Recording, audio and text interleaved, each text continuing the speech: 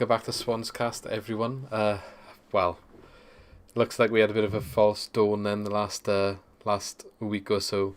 We thought maybe we could sneak back into putting some pressure on automatic promotion, but it looks like today that dream is dead and buried.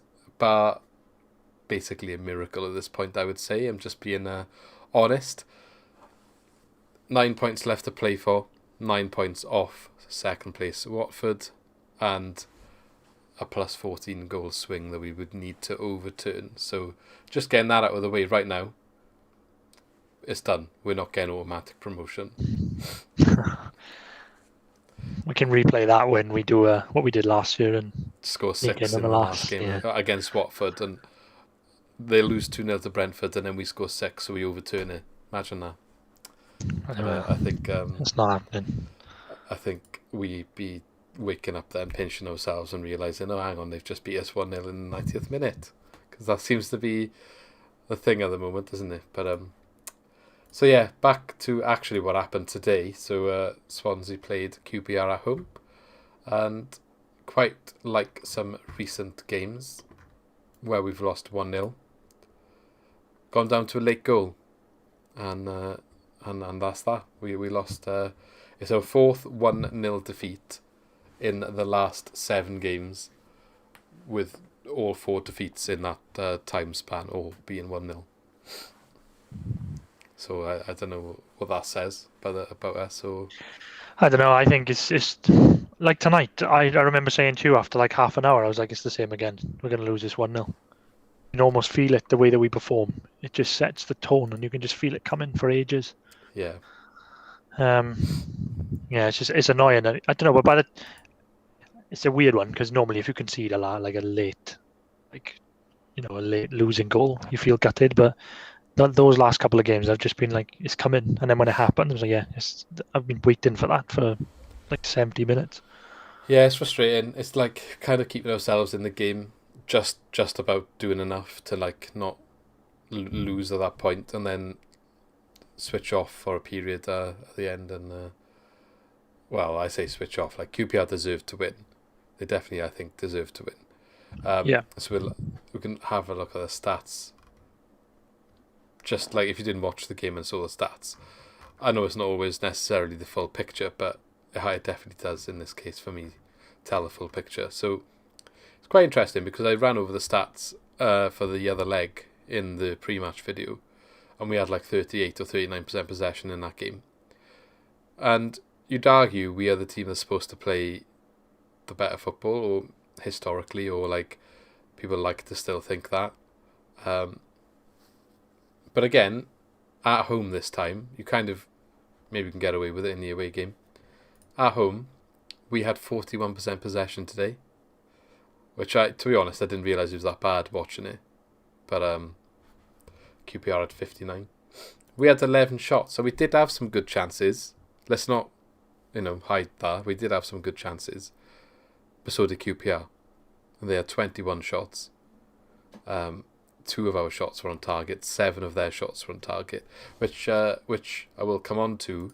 Freddie Woodman had a good game today. We did criticise him a bit after the last one. He had a good game today, and he did make some important saves. He made 6 saves altogether. He hit one onto the post that I can remember. Yeah, I did. Yeah, so I come out, and he when stopped it with his foot, so he done well. Sharp out. So yeah, I will say that because I did criticise him after the Wickham game because I think both goals he should have done better with, but he was good tonight. He was solid. He did keep us in it. Yeah, like I said, you're watching the game, you kind of felt maybe because you always kind of watch with a slightly biased tint to your own club, but felt like at 0-0 you probably would have said, oh yeah, draw. Obviously we would have wanted a win, but in terms of QPR's performance, you couldn't say they didn't deserve a draw. But then on reflection, and now especially with the stats in front of me, then they fully deserved their win. I think it's fair to say. So first half then, if we just start from the beginning, we did start bright. You said this was kind of a trend going through some of the last games, especially Wickham. You mentioned the first 15 minutes or so, we looked like bright, but then just fizzled out. Yeah, it was exactly the same time. We looked alright, didn't we? Right, when we said when we were watching the game, they looked quite sharp. They were moving the ball well. I thought, they looked like they're gonna do something, and then it's just a switch, isn't it? They just seem to die off and lose control of the game completely and don't offer anything. I know we had Yeah. two good chances, didn't we? Routledge and Smith in the first half. Apart from that, I can't think of anything that we created. It's just an outside observation, but we obviously changed to the 3 at the back system last year. I've noticed when we're looking at these like post matches, and I've got the sofa score graphics and stuff in front of me. A lot of teams use that formation at the moment. Like there's a lot of teams that are using that. Back like when we got promoted to the Premier League, and it was like the 4-2-3-1 was the end thing. I just feel like every week we're looking at these teams, and they're all doing like the 3 or 5 at the back, whatever you want to call it. They're all doing it. Tends to be like that, doesn't it? Because there'll always be one formation that sort of dominates the game, isn't it? Like you said, the 4-2-3-1, and maybe the 5 at the back came in with Chelsea, didn't it, when they won the league with it? And maybe it sort of started becoming more popular, because that formation probably stops the threat of the 4-2-3-1. Obviously, we don't know the ins and outs of all the tactics, but it tends to be like a flavour of the month, doesn't it? We converted back to the 4-2-3-1 to try and like increase our goal scoring credentials, and it did work in a couple of games. We did start with that formation today, which Sofa scores saying otherwise, but it was definitely that. Roberts was pushed up on the wing to start off with Wayne Routledge through the middle and Jamal Lowe on the left. But whether it's because we've asked Jamal Lowe to play as a forward all season, he's adjusted, can't quite fully adjust back to being a winger, or whether he's been asked to do it, I'm not sure. But there was often times where we were looking to like break, and there was a lot of space on the left wing, and Jamal Lowe would make a run through the middle where Routledge was already like outplay himself from any sort of pass, which resulted in the midfield in needing to keep the ball and go backwards, and QPR regroup. There was one in particular, like there was so much space on the left, and he cuts in and runs up the inside. The ball just wasn't on to get to him from that angle. I don't get it, really, to be honest. Well, on that, I was trying to scratch my head as to why we played 2 brilliant games on the road, didn't we? Millwall and Sheffield Wednesday, and then the last 2 home games have been rubbish. Can we put that down to losing IU? Is that the only reason? You say the last 2 home games have been rubbish, so we haven't won at home since we beat Middlesbrough, and you'd argue that we probably shouldn't have won that game. Yeah, I don't get it. And the one before that was Bristol City. Bloody hell, you're right, I don't get it. That's going back to the 27th of February. That was an awful day. That's also the day that... Well... Oh, no, actually, no, it wasn't that bad. Wales beat England on that day, didn't they? I was going to say they lost, but they didn't. It was the France one. That was awful. But regardless, back to what we're talking about now. So that's like 5 or 6 games in a row where they haven't won at home. I don't understand where... I know we dipped in form, but our home form has fallen like literally off a cliff. Yeah, I don't know, it's a strange one. They shouldn't really, should they? Well, obviously with no fans, and that shouldn't make much of a... maybe... Well, we thought that it was the other way around for the first half of the season, and they were playing better without the fans. Yeah, but can you imagine now, like just scanning Twitter after we've lost? Can you imagine the atmosphere in the stadium if there was a full house tonight? What do you think you would rather, as the American owners right now, to have just announced the fact that we're going to the Super League, or have lost this game? Oh, bloody hell! Well, that's question. Yeah. Well, I mean, I'm sure Ed would have an answer. I mean, he's not on a job anymore, is he? From what I've heard. It's bloody chaos, and it's just I don't even know where to start with that. It's just an absolute mess all week. It was Sunday. They just dropped that bombshell on Sunday, and then Monday I was just listening to TalkSport all day. Mourinho was sacked, and then last 2 nights anyway, I had other Leeds fans sort of protesting last night, and then that went up a gear tonight before the Chelsea game, which was good in all fairness, and now it's all crumbling down today. Well, if you wanted So the God knows. excitement, you looking forward to the Swans. But if you actually wanted excitement, just go on hashtag Super League on Twitter all night, and then you would have got far more excitement. Yeah, there. well, to be fair, what was it like? Danda came on. What was it like? 70 minutes, 75 minutes. Yeah. Actually started. Look, I couldn't believe it when you said he'd scored 5 goals for us. So we actually we went were through all the researching games. Danda's history of who he scored against. He scored. I didn't believe you when he said he scored 5 goals because I can't remember him scoring Why 5 didn't you goals for us. believe me? Well, what have we got against I don't know. Danda? I just can't imagine that he scored 5 goals for us. I can't remember them. I could only remember 2 of them. The Sheffield United one, obviously, was a big one, and then I remember he scored against Charlton away, but I can't remember any of the ones. Well, he scored. But that was more exciting than the game anyway. Yeah, it's like, oh, you have scored 5 goals. Oh, I'd never. And then we flicked back to the game, and he gave it away twice. I took an awful corner. But also, though, to give, not credit, but, not to just highlight his negatives, there was a couple of times where he did take up a really good position in space, and they're just not giving it to him in the right areas. And then when you did mention that he's lost the ball, he's kind of, in one of them, he's dropped back where Matt Grimes would usually operate to try and collect the ball from the defence and just can't bring it out because he's just trying too hard, I think, at that point. But that's not where you want him on the ball. You want him on the ball turning into space in the attacking third, not from our defence. Yeah, I mean, I know we've got a bit of a running joke now, me with Danda, but I think like credit to him, the only time he's given him an opportunity was, really, if we're 2-0 down, on Saturday or today when we're desperate for a goal. He doesn't really get a chance from. He comes on 15 minutes too late for me though. 75-minute sub. He could take 15 minutes to get a feel for the game. He should be making those sort of subs in a 0-0 situation when you have to win the game. You should be making those subs 60 minutes at the latest.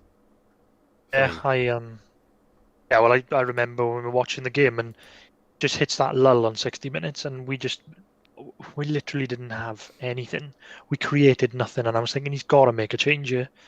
Anything, even if it doesn't work, you've just got to change something because it's not working. Yeah, and that is obviously supportive of Cooper, even though he's getting slated again tonight. But the sub thing is quite frustrating. Tonight was just to change something. I don't know whether he gets slated. Then he only really changes it. But the subs thing is baffling. Well, I've seen tonight, Dylan's Cooper out sort of. No, he probably does get slated for the performance. But what I'm saying is I don't know whether we should be slating him for the performance. He's still overachieved with the squad, and the season kind of has fizzled out, and it is what it is, and he's got to learn from that in the future. And it isn't what we wanted. It's frustrating, but it happens in football. If we were never going to win every game, and it is what it is. But in terms of giving himself some credit, he don't help himself at all with the sub situation. If it isn't working, it's literally what you just said. If it isn't working, all right, whatever, that's fine. Address it though. Try something else. And then if it didn't work after you tried, well, it wasn't working anyway, so it doesn't matter. Yeah, that's what I don't get. And I've said to you loads of times in videos of an eye though, he never sort of. Today, I said 0-0.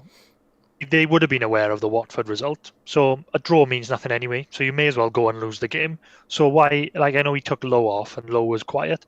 Keep him on. Bring Whittaker on as well. Go for it. Chuck bodies forward. Again, Whittaker. What time's Whittaker come on? He comes on 86th minute. What's he going to do? That's what I mean. Touching the ball. That's what I mean. Just put people on and just go for it. We lost anyway. We didn't do anything and we still lost. So put players on. Balls into the box if you've got to, change it up a bit. He's shown that they can do it because he did it against Reading last year in the last game of the season, where it was a case of well, if we win, we get a chance to go into the playoffs, and if we don't, then it is what it is anyway. It's the same. Yeah, but that sums him up really because he is reactive, isn't he? Because we needed whatever the goal swing was, so he set up to go and get it. rather than, and like tonight and so many other games, it doesn't change anything until we're 1-0 down, really. That was not working for a long, long time when it was 0-0. Didn't really take much up until it was too late. Yeah, no, you are right. Yeah, for me, 60 minutes, he needs to make like triple substitution and just go for it. That was the most I was going to say that's just the most frustrating thing, because fair enough if it's a tight, if it's sort of like a tight game and we are in it and it's just tight and we're just like balancing each other off, then you don't really want to make a change that might affect that and in a bad way. But we were second best, like you said. They had most of the possession. We were second best to a mid-table QPR team there, and we were second best for large parts of the game on Saturday against Wickham. I mean, you're being generous saying mid-table. Oh, hang on. Oh well, no. I take that back. They've significantly improved in the last half of the season. They were near the bottom at one point.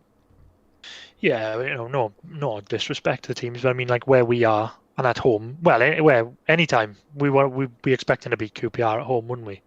Yeah. So the fact that we were second best for large parts of the game, I want to see big changes.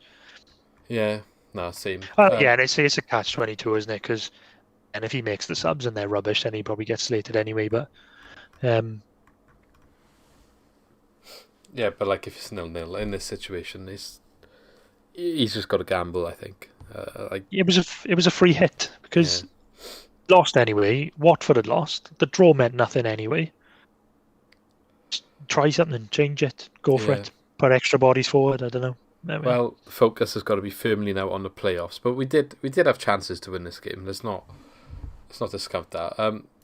QPR had more, as already said. I think they hit the woodwork 3 times in the first half. One of them, Freddie did save onto the post. But they I'm sure, I'll check, I will say here actually how many times they hit the woodwork. Twice they hit the woodwork. I got that wrong. We hit the woodwork once as well. Routledge, I believe, hit the post. They should have scored when they hit the post. Freddie made a good save the second one. And then for us, it was Routledge with the first one. He was through, wasn't he, 1-on-1. And the defender managed to stick his foot in a way, backtracking. And the ball goes wide, just wide for a corner. That was a good chance. I don't know what more Routledge could have done. Maybe he has a better first touch or takes it away. He actually had a second one, didn't he, where he was played in, and he took a bit of a donkey touch and the keeper gathered. Oh, that was a massive chance, that was. Yeah. And the other one was... Smith, wasn't it? Yeah, I can't remember what happened exactly, but it comes in from the left and comes in quite quick, actually. And Smith, something that we don't see very often from any of our midfielders, is running in from the edge of the box. And he just thinks smash it, but he doesn't. He takes a touch. He takes it round the defender, to be fair, and gets a shot away, but it's straight at the keeper. Yeah, that's another thing that we haven't had really is goals from midfield. To be honest, I know we don't score many goals, but we haven't got 9. Since dropped off, it's been quiet there, isn't it? Don't get any goals from midfield. Well, we say that Fulton scored the other week, but I mean it is quite rare, isn't it, that one of the midfielders scores? Yeah. Yeah, definitely. But then that could be part of the not playing a cam. Yeah, This is the issue that we've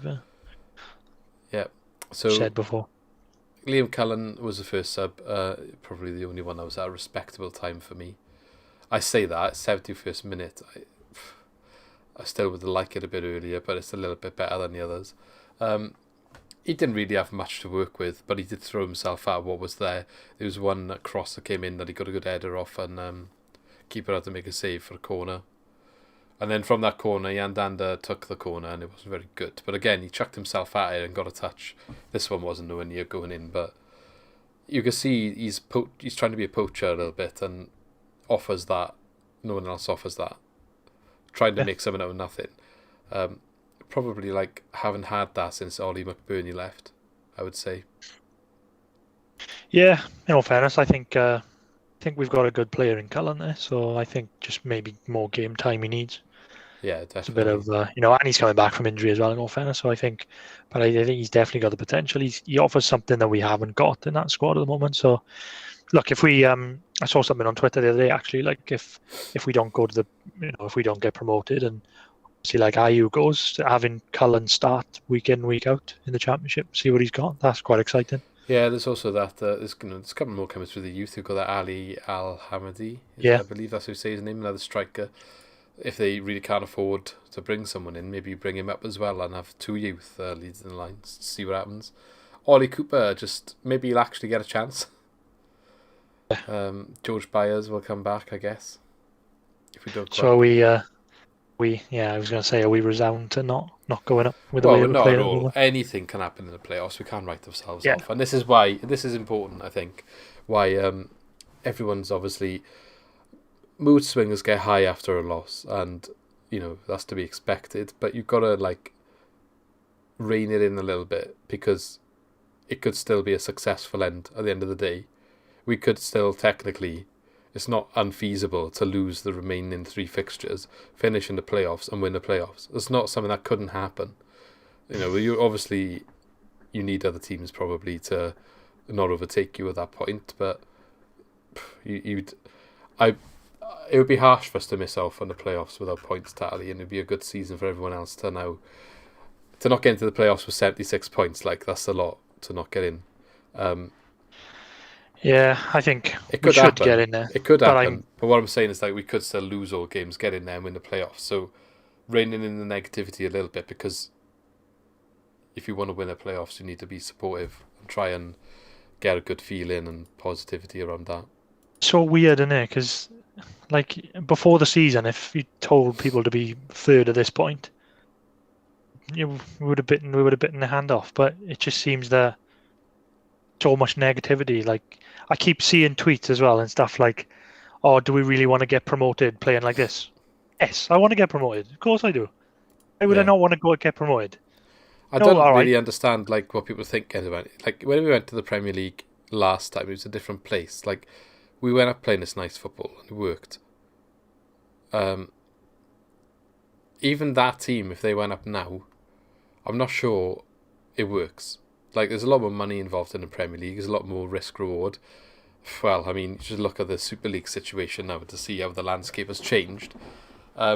There's a lot more desperation from teams chucking money around trying to get players in, and it's a bit different now going up. So that's why you see all these teams playing this defensive football to try to stay in the league, and we just be another one of them because the money is like a deciding factor in that really, and this maybe we'll discuss this in a podcast when we talk about the Super League and the ramifications of that and the opportunity now that might come of trying to, I don't know, change things up a little bit now as a result of what's happened. It's unsustainable, this Premier League financial sort of setup and the fight to stay in it and how much that can damage you. The big clubs clearly have to protect themselves, but for all the ones that are trying to get up there, it's like it can kill you really. Trying it can kill you trying. So maybe something will happen now that changes that picture going forward as well. But you need the money, don't you? At the end of the day, doesn't matter how you're playing. Yeah, I think so. But I don't know. The money behind the scenes, not everyone looks at it differently, but like not really fussed about that. Obviously, that doesn't affect us too much. But I just love to get promoted again, however it comes. If we shithouse our way to the playoffs and get promoted, I take it all day. And then we may not have a great time in the Premiership because we're not actually in a great finances are in a better position at the moment. But if you look at like what we've had to do with this squad in terms of like own players and young players, the fact that we are like at the moment, you've got the three teams that got relegated last year, Brentford, and we're dividing them right in the middle of them. So, like, I don't understand what people want. Yeah, okay, we've had a few poor performances again. I'm annoyed. I think tonight was awful. Put the squads on paper though, isn't it? And like you pick theirs any day of the week to finish above ours. Yeah, and look, you've got like Cooper's not perfect, and we said about subs and stuff like that, but you just can't deny what he's doing with this squad, and I just But then people are not at the seeing same that. time, you don't employ We're a overlooking it. manager who's put again his first job in club football at that age as well, the young age, and get the perfect manager. That doesn't happen. Yeah, I know.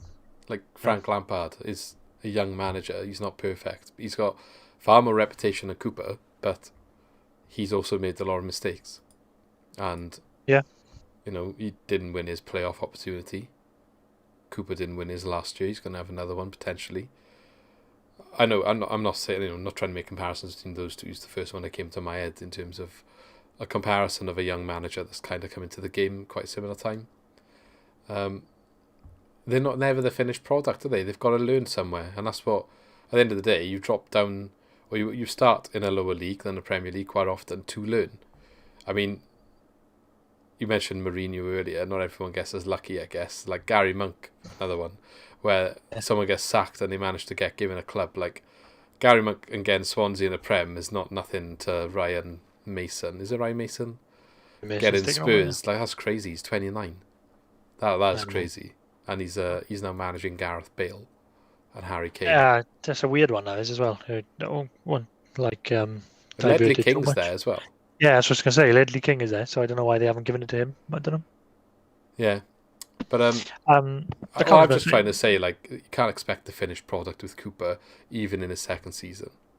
No, but like people say as well, who obviously don't watch the Swans week in, week out, are looking at it on paper. We're third in the league. Okay, we've only just fallen out of the top two picture with 3 games left of the season. So we were in the top 2 picture until 3 games to the end. And people looking from the outside are saying, why are people calling for the manager's head? I'm like, I don't know. I can't give you an answer for that. When Ben came on, wasn't it? Like, he gave a completely different perspective to what you would maybe hear from inside Swans camp in terms of the fan base. Like Benjamin Bloom, if anyone's unsure who I'm referring to. Like he's like, oh, you've had a fantastic season. Cooper's an amazing manager. Do you know what I mean? And then you look at sometimes what our Twitter feeds are like, and it's like, he's clueless. Get him out. He's awful. We need someone else. We play crap football. And like, it wasn't good football tonight. We're not saying that it was, but like, you've just got to take the rough with the smooth sometimes. That's what it is. And every single club has to do that, unless you're, in a luxury position where you get an invitation to join a Super League. Yeah, look, it's not been great, and I'm not gonna just be like, oh yeah, Cooper, Cooper's great. He has made mistakes, and we have had bad performances, but I think, and you know me, I'm always doom and gloom when we lose. I always say like, oh yeah, this is rubbish and this is crap. But even me now at this moment, I'm just saying like, look, big picture. And in a way, I really don't want him to go, but in a way, he needs to go for fans to see what he does do for the club. Yeah. But then, it's the same thing. What might happen? We get lucky and get another flipping Brendan Rodgers, and then everyone will compare. Yeah, but I don't know if we would, because, like I said, with the position that we're in with the loan market, the fact that he's been able to draw on like Guehi and Woodman and obviously Brewster last season, and he's got Horahan in, and we've had Morgan Gibbs-White. I know, like, obviously we didn't see much of him, but that was his pull, wasn't it? Yeah. I think in the situation that we're in now, there's probably not many managers that could have done a lot better. But it's the same. We look back when Potter was in charge, and we've talked about this loads of times, and there were probably times when we were absolutely rubbish, and people were saying like, "Oh, I'm not sure about Potter. Oh my god." There was people saying Potter out, definitely. After Christmas time, when we had a dip that we fell out of the playoffs, kind of looked a bit mid-table, and had a bit of resurgence at the end of the season, but just didn't have enough time. It was like where I sit in the stadium is just remember there was people just like, oh my god, sorted out Potter all the time, every week, sorted out, until we had that sort of nice run, like you said, after Christmas, like sort of around like Man City, and then we had like Stoke at home, and we were playing some lovely stuff. He came into his own, and it was growing, in all fairness. Then people were saying Potter out, and then we've got Cooper now, and he's taken us to a better position in the league, and people are saying like, oh, Potter, we miss Potter. Oh my god, we miss Potter. Do you know what it is? Potter was a bit too attacking when some of the defensive side of his game plan wasn't always great. I I think that's also been issues at Brighton. Although Brighton also can't finish a lot of the time. They like smash teams up and then can't score. Whereas Cooper is maybe a little bit more defensive. Or like savvy in the way he sets up to not concede so many. But then we haven't had the luxury of scoring so many. But would that have been the same if Cooper had the pace of Dan James available to him and the finishing of McBurney, for example? Well, exactly. This is it. This is what I'm saying about the squad. The position that he's in. Squad that Potter had, that we finished mid-table. It was miles better than the squad that we've got now. Got Van der Horn, McBurney, Dan James. Much better squad. There's a couple more, isn't there? We had... I know Olsen didn't play a massive part that season, but he was there. Even if he's around. Roden, yeah. I'm sure we're still forgetting some people. Well, I don't know. Carter Vickers was there, wasn't he? Carroll was still around. Wilmot was there. Yeah. Carroll was there, yeah. I'm trying to think. No, Wilmot was last year. Wilmot was last year. Oh, sorry, he was, yeah. That was Carter Vickers, it was, that we had to buy. Carter Vickers, yeah, but, there we are. It was a much better squad, wasn't it? Yeah, definitely. I think. Narsing. Narsing. We saw him hardly playing. That was a weird one. But yeah. So look, it is what it is. We're still third in league. I said fourth earlier, but we're still third in league. Probably going to be fourth if Brentford win their game in hand or even get a draw, because they'll have a draw at the moment. Drew with Cardiff tonight. It's disappointed to lose to QPR. I am disappointed, but I come to the end of the season, and I would have taken the playoffs at the start of the year.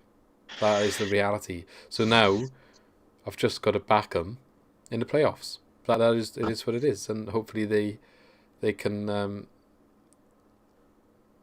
don't get smashed and have some good games before we start that. But the playoffs is a cup competition, and anyone can win a cup competition. If we do hang on to it, I think. Look, we literally just don't. If we don't lose against Reading, we're in there. I know, but we've been quite optimistic, haven't we? And every time we get optimistic, it bloody bites us in the face, because we did the video before, after, like in the international break, saying like, oh look, we're still in it, and then we lost 2 games on the bounce, and then but we were still in it until we lost tonight. Like, do you know what I mean? It's not. Yeah, I know, but I'm thinking I didn't realise actually how close Reading still were. Forget that like Bournemouth and Brentford have got games in hand, so they may go above us. And also, but you've got to look at Reading's form as well, right? So Reading's form in their last 8 games, they've only had 2 wins. I know, but I'm thinking they got Luton away tomorrow, so I don't know. Let's see what happens there. So that could be 6 points away. Then we play them. They're also playing Norwich. Well, yeah, but Norwich, since they've got promoted, lost, but they lost 1-0 to Watford and they lost to Bournemouth. That's like the 2 best teams potentially, other than with them. Yeah, I know, but I mean, like, you looking at Reading now, they've got to start winning to get into the playoffs if they're going to start throwing things. Look, I'm slightly confident that it's not going to happen, but we could get to a position now. Realistically, Reading can beat Luton tomorrow, so we're looking at 6 points. Then they play us. If they beat us, because it's a cup final for them, because they've got to win, we're looking at 3 points outside the playoffs with 2 games left. We've got to go to Watford. Yeah, but also for us to drop out, Barnsley have to win 3 games out of their remaining 4. So, is it 3 or maybe 2? Let me just check. 2 games they have to win, sorry. That's based on us losing all of them. So Barnsley have to win 2 out of 4. A lot of things have to happen, and it can happen. Yeah, I know. But it's football. Barnsley's form has been a little bit better than Reading, but again, 4 games on the bounce is other than that mad run they went on. Don't think they will do it. I don't think Reading will. I think Reading might win 1. Maybe they'll win against. Well, Luton aren't bad. They beat Watford the other day. I know it's a derby. I think we could do with a favour off Luton tomorrow, because that'd be a massive game on Sunday. If Luton win tomorrow, it's done. We're in.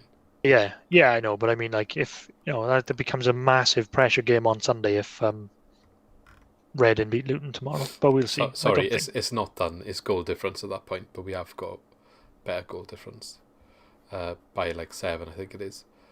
So it's not done if Luton win tomorrow, but it probably is. Like same as us with Watford right now, it's not done, but it is.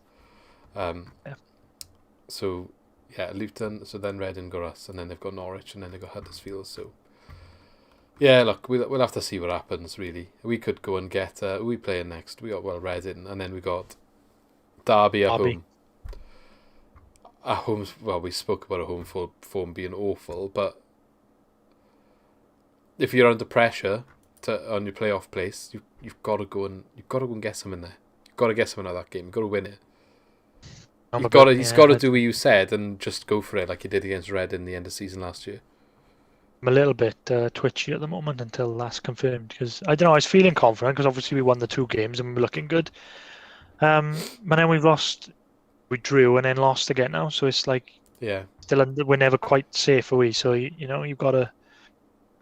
But unless that's feeding through to the players because they even Brentford there doesn't seem to be urgency at the moment. Yeah, even Brentford though, like how bad have we been? And we're discussing this now. We've dropped all these points, but they still haven't overtaken us. I know they've got a game in hand, but they still currently have not taken advantage of all of our slip-ups. Yeah, they've been just as bad, to be fair. Like, they're not necessarily losing as much, but they've had 2 wins in their last 8. The rest have been draws. They're not really scoring an awful load, other than the 5-0 against Preston, which was clearly like, a bit of a dud, a one-off sort of thing. 1-1, 0-0, 0-0, 1-1, 1-1. It's yeah, they've kind of not taken advantage. I don't know what it is because it seems to be a thing at the moment. There only ever seems to be one team winning games, and that's Bournemouth at the moment. Yeah, and considering they are also playing, they're also playing Bournemouth, Watford. No guarantees. They're going to get anything out of those games. Potentially, Bournemouth could see that as an opportunity to go ahead of them, which it is. They've got Rotherham, which Rotherham are fighting for their life still. Bloody hell, imagine Brentford drop out of the playoffs. Do you know what I mean? Like, everything we're saying for us right now applies to Brentford, it applies to Bournemouth, and it applies to Barnsley. Yeah. So, well, you'd be the very unlucky one if you're dropping from 3rd to 7th, but then I guess we could just ask Nottingham Forest how that feels. Well, this is it. I think that's hanging over our head, isn't it, from last season? I think we're just sort of, we're doing a Forest, but yeah. We should be all right. I think one more win, but then again, where's the win coming from? Well, I mean, we won 2 games in the last 4, so that's again with the looking at the other side of things. Yeah, it didn't go away tonight, but we did stop our last rut. This isn't really a rut at this point. It's a draw and a loss. It's not a rut. That's just a normal set of results, really. And you look at our last 5, 2 losses, 2 wins, and a draw. That's a normal championship set of results. Not what you want, but it's not also the end of the world. So look, we'll have to just wait and see. We'll have to wait and see what happens. It's a big game against Reading. Just got to go and do the job, and we'll just make it in our own hands. Just get it done. I mean, you take a point, wouldn't you? Yeah. So look, we'll look forward to that. Saturday, I believe, isn't it? So a Sunday, I think. A Sunday this week. It's a 12 o'clock kickoff. I'll be in work, but I'm sure we'll get something sorted. Maybe Friday night or something. We'll put something out for Reading if we can get one in, or Thursday, whatever works better. Any final thoughts on today's match then? Oh, no, it's just nothing. I don't know. I'm struggling to work out why we're so up and down, but to the point where we are awful at home, and we were so good in those 2 away games. I don't understand how it sort of dipped. Maybe injuries and just disjointed and moving positions and stuff like that. Maybe I don't know, but I don't know how it changes so drastically the performance. Because last time actually missed Ayew tonight, and when he went off the other day. Yeah, maybe. Talk about leaders on the pitch. He does lead from the front as well, doesn't he? So I don't know. Because you said we were good for 15 minutes against Wickham, and then he went off 10 minutes in, didn't he? he wasn't here for the whole game tonight. Maybe that was the issue. That could be the issue.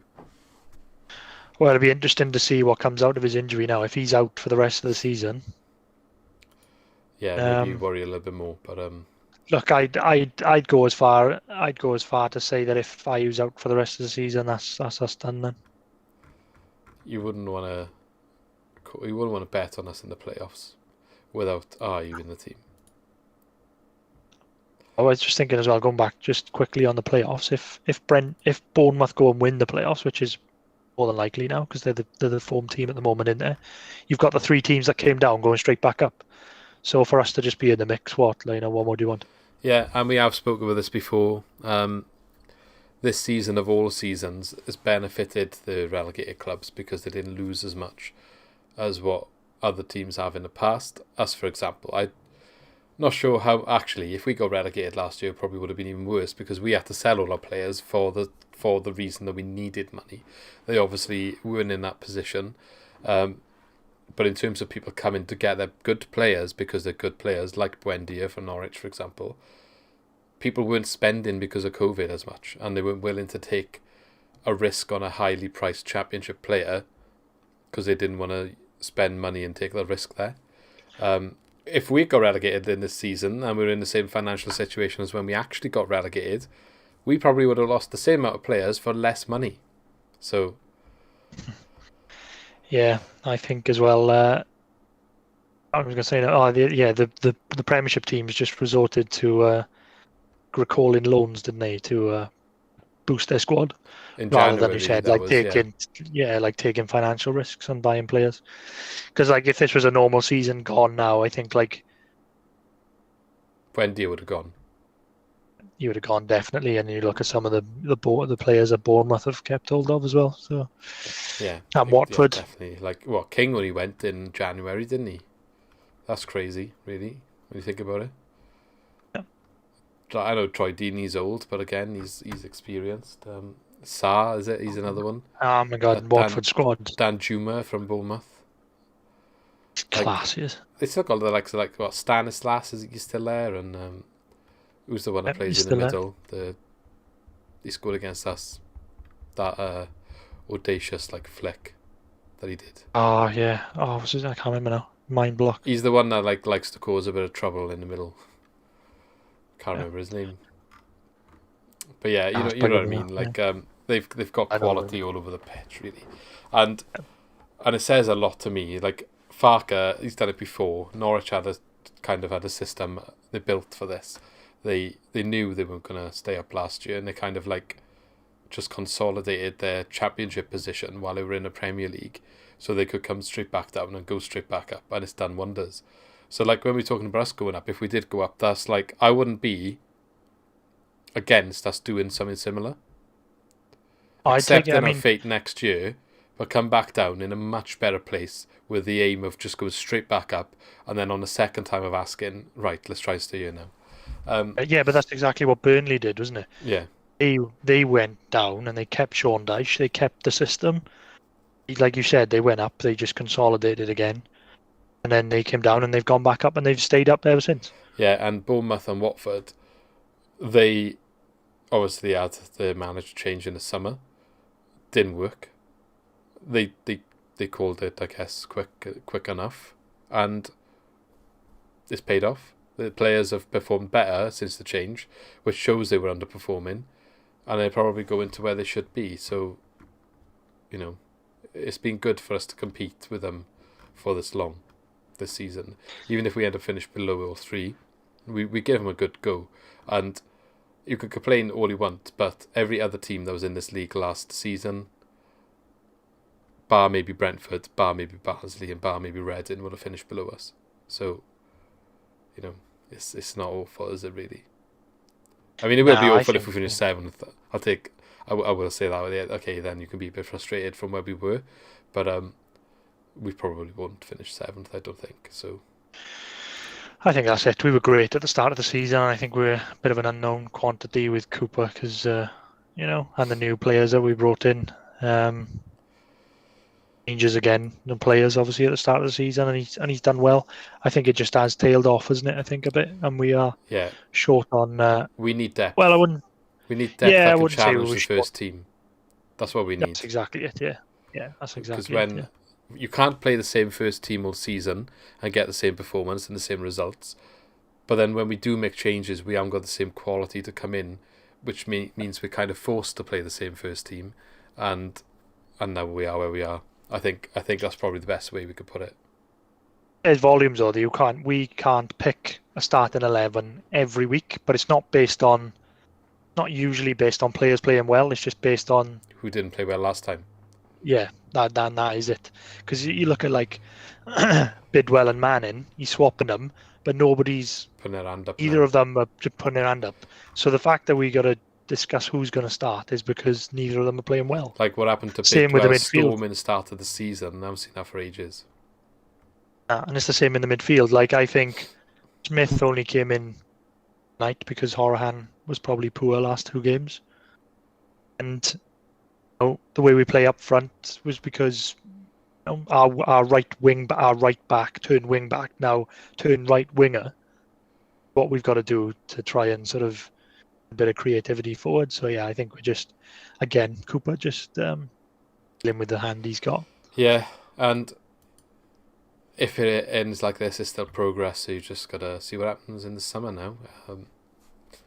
It'll be interesting. Going up or not, it will still be interesting. Whether we keep Cooper if we don't go up again is another question, but we're not going to get into that now. I think this video has been a decent length, so we'll probably call it a day here. So yeah, look, it's been a long one. It's been a bit random probably, a lot of different discussion points, but I hope you enjoyed as always. Let us know in the comments what you think about anything we talked about.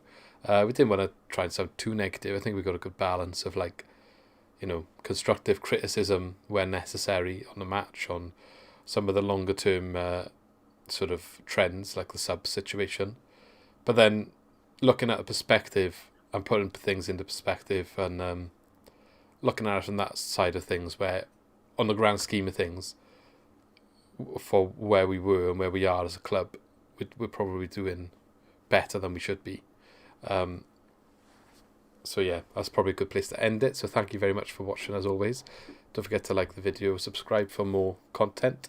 Hopefully get some, we keep growing as a channel, get some exciting stuff.